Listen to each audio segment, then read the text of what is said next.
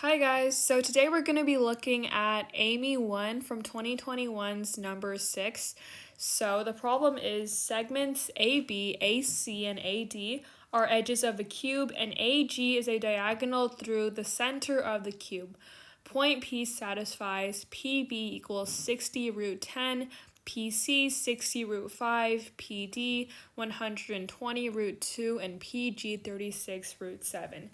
What is PA?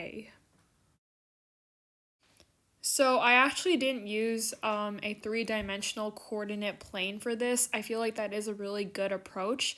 I kind of just drew it out and then used some algebra to figure out the answer. So here is the cube. We are told that segments AB, AC, and AD are the edges. So I'm just gonna label AB, AC, and AD. Okay, it also tells us that, okay, so it also tells us that AG is a diagonal through the center of the cube, so we know that G and A must be on opposite ends.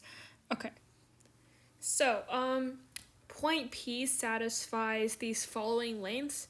I'm just gonna put P,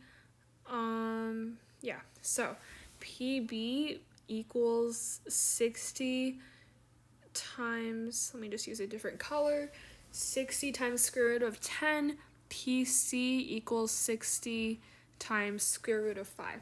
So keep in mind that these lengths are, we can't just add them up and say that this is what BC equals. P is not directly between BC. It's two separate lengths. So we still can't find the length of BC through these.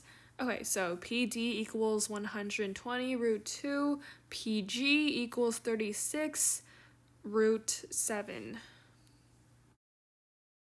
So now I'm just going to assign some points to make this a lot more clear. We're going to have this be, we'll have that be F. Okay. We will have this be E, and then that can be H.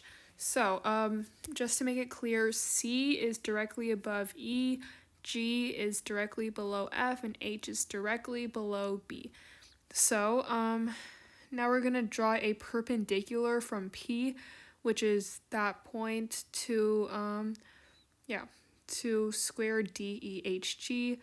So that is perpendicular. And let's just call that, I'm not quite sure which letter we should use. Let's just call it I. Okay. Oh, okay, I. So, I is directly below P. Now we're just gonna, okay, so, if we draw that line, we know that it equals 60 root 5 because E is right below C, I is right below P. That would equal 60 root 10 because PB and IH are parallel, so are EI and PC. Okay, so now we're just going to assign some variables for AP and PF. We're going to do the same to the bottom because they're also parallel. So Y, that is what we're solving for. We're looking for PA. So, if you look at this, these are all right triangles. The two main triangles we are going to focus on are right triangle PIG and PDI. So these are what we're going to be looking at the most. So we can already start writing an equation with this. So PD and PG, those are the hypotenuses, and then DI and GI are legs. So, 120 root 2 squared minus y squared equals 36 root 7 squared minus x squared. As you can see, they all share the same leg, which in this case would be PI, which is the height. So 28,800 minus y squared equals 9,072 minus x squared, which simplifies to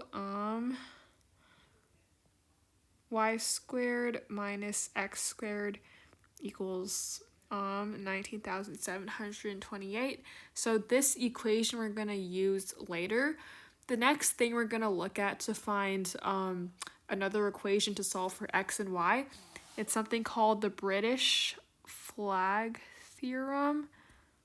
Okay, so essentially what the British Flag Theorem says is that if we look at square ABCF and DHEG, and P is on that square, P is not in the center. You can't draw a line through P that's also through B and C. You have to draw two separate lines because it's not directly in between. So the British Flag Theorem gives us a formula to solve for all the lengths of that. So we'll just have, okay, let's just call those four lanes A, B, C, D. Okay, so A squared plus B squared would equal C squared plus D squared. That's what it's saying. So if we apply this to our problem, we will get that in this case A would equal 60 root 5, B would equal 60 root 10,